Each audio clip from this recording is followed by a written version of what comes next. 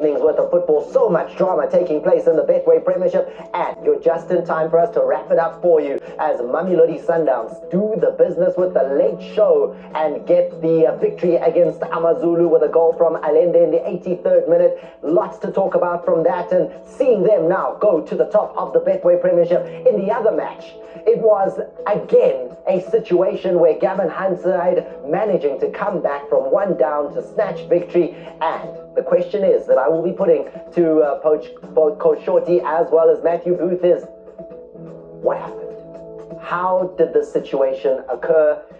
Is it a case of Stelly's brilliance, or is it a case of Kaizer Chiefs maybe not taking the opportunities that were presented?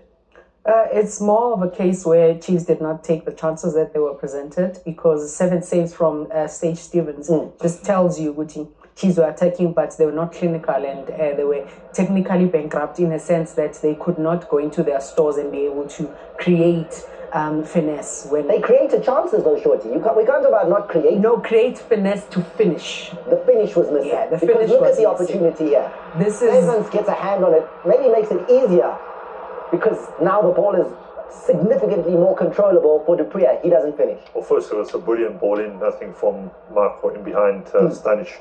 And this is a good save from Stevens. And I think Dupree has to hit this on the half volley because there are defenders around him. But he just catches it from the Achilles. I mean, why can he not control it, man? No, I think he doesn't know what's coming in behind him. So I think he's got to try and hit it on the half volley first time. But he completely fluffs his lines there. Second half, another great opportunity. Fantastic. The half has just started. And the man you bank on from that range, Lilepo. Exactly the bankruptcy I'm talking about, because if you are able to put your foot down instead of, putting your heel up, you are able to complete that move and score a goal. So that is another one where you say definite opportunity to score, should have scored? Last night we watched Ngwenya leaning backwards. You almost making an excuse for yourself. Just get your head over the ball and, hit it with some confidence. And then Sage Stevens, of those saves, that may be the best of the saves in that second half, where Kaizer Chiefs again had the opportunity to take the lead. Absolutely, because they created 6 chances in the first half. In the second half, they go on to make 3 more.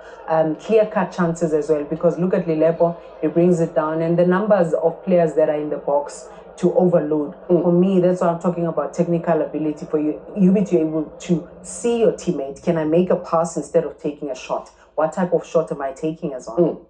So those are the opportunities that went begging. But then the story is also about how the ball found the back of the net, and it began with Kaizer Chiefs doing that. 10 minutes to go in the first half. Yeah, Billy, tries to take on Solomon, so he gets in a good tackle, and Daka just finds himself out of position. And Tiani doesn't fill in for him, and Lilepo is free to put in a superb cross. Lebusi, you can't really blame him for getting some form of deflection on that, and then it hits Flavio Silva directly in the chest. At this stage, this was well-deserved. And to be honest with you, both teams down the sides, when there was a turnover, they looked very susceptible. And here, he does then come to score Langalihle Pili. But I'm sure in his head he was like, for this goal, he lost the ball. He caused the turnover, and that's how Silva eventually finds the ball in the back of the net. And I'm happy that the coach did not take him off, because he goes on to score. Because normally you look at the wingers and you're like, you are not coming back to defend, but what does the scenario look like? Chiefs were in possession, and Stellenbosch won possession back, but they couldn't clear their lines and move upfield. Instead, they lose the ball in their own half. They're susceptible to concede. Let's talk about this goal, because Titus Lepas today, an assist as well as a goal. I don't know which one was better, because the assist or the goal, the pass from Titus, unreal. When you're playing direct football, your passes need to be accurate. And this is a similar pass that we saw from Mudiba last week. It's on the ground. Look at the first touch. The first touch propels him, and he knows that when I hit a cross like that on the ground, an own goal can even come from that. The weight of the pass, the timing of the pass, making sure that Pili is not offside when he makes the pass, because the first striker could have gotten it, but he doesn't get it. Cupido doesn't get it, and then it still curls away. That is proper technique. He does this week in and out. Let's go back to the start of that move, though. Gavins made a number of changes at halftime. In fact, he took off Justa on 33 minutes, made 2 changes at halftime. One of them was Tiwani. Sharp, quick feet, he gets on the ball, he passes with purpose into the center of that midfield. A sub coming on and having an immediate impact. But of course, that cross from Tysus was I mean, when the keeper can't go and the entire defense can't reach it, you can't deliver a better pass than that. Yeah, and Billy's just got to make sure that he's ahead of Solomon's. Yeah. So then it's a simple tap in, because it's that curled ball in between the keeper and the defensive line. It's just an invite. Yeah, in cricket, they say it's in the zone of uncertainty, and right in that zone was where Pili was able to find the back of the net, because he was certain. Then, here comes the winning goal. And again, it's Pili now with the supply. Look at the similar situations here. Stellenbosch wins the ball in Chiefs' opponent's half, and then pass forward, run forward, think forward, and he hits it first time. In this game, Titus has 3 shots at goal, and 8 duels, meaning that he was there, he was part of the game, he's intentional, he stays onside and uses the correct foot. We saw Marco in the same position. Instead, he wanted to hit it with his left instead of his right. Jabbar just skids over. It's like a training session, Marco, it's okay, defender, committer, and he center back committer, meaning that if I make a pass behind him, then we are good to go. I've got to blame Quinica for chasing the ball there. He's marking Titus, who lays it into the midfield, and he doesn't stay with Titus, but he chases after the ball, hoping to get a challenge in, when in fact Shabalala was the nearest challenger. Instead of keeping calm, keeping your position, keeping your defensive line, he misses the challenge, he misses the tackle.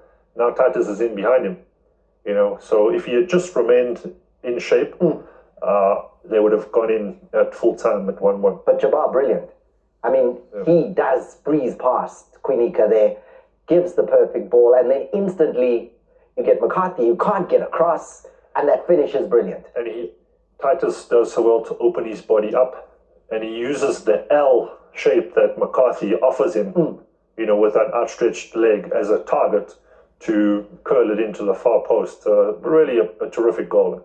And I always wondered, in a situation today where McCarthy's mind would be. And I'm not saying in this situation that was relevant, but he was on 3 yellow cards. Had the chance of not being part of the derby on the weekend, had he picked up another booking today. He wouldn't have gotten a chance to get a booking there, because Titus was too fast, too smart for him.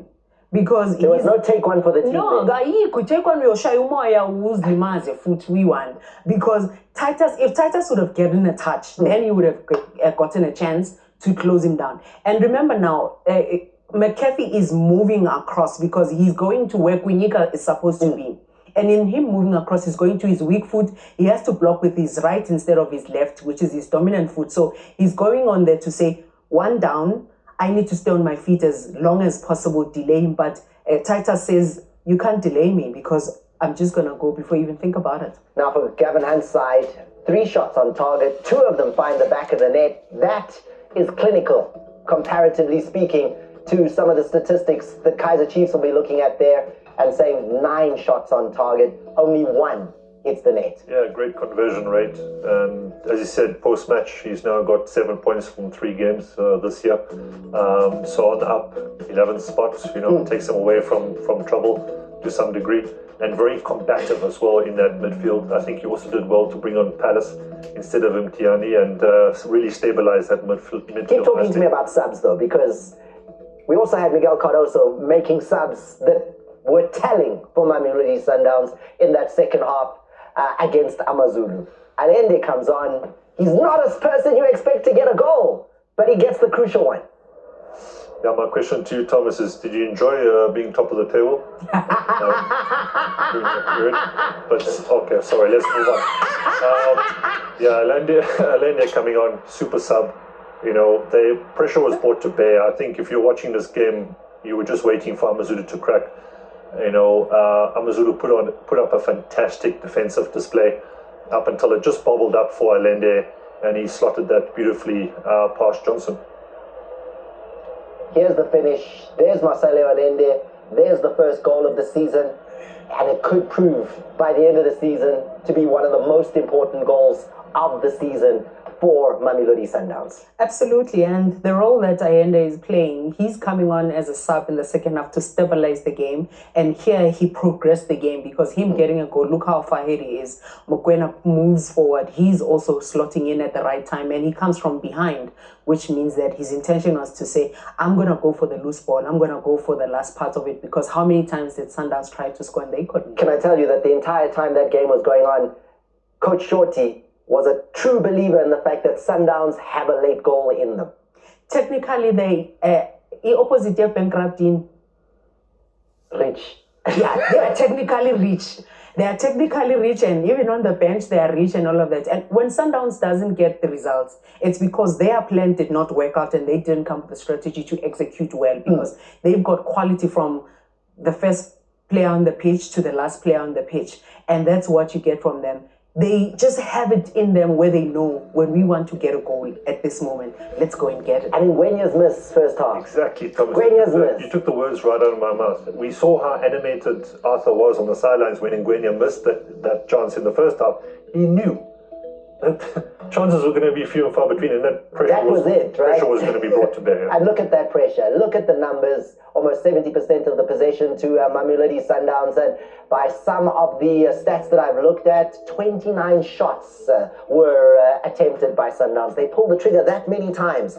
I mean, that's true suffering from Usotu. They had to do everything without the ball. Devastation when the ball hits the net from Allende. Yeah, Johnson was superb.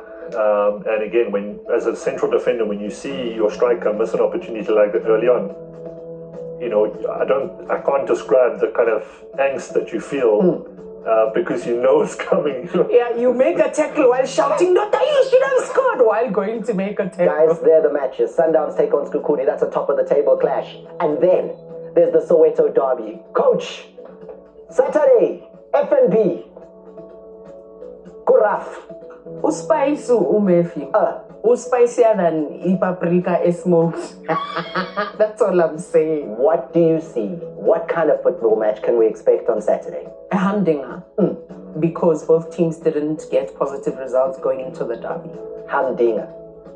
Sure. Matt, Saturday? I feel we're going to drop. Sundowns is going to drop points against Sekukuni. Really? Yeah, I can see a draw. The derby, you can't predict a derby. I mean, it's just impossible. But it's going to be an amazing game. You can't? It's impossible? Yeah. Normally a low-scoring game. I feel that there's more than 3 goals. So there you go.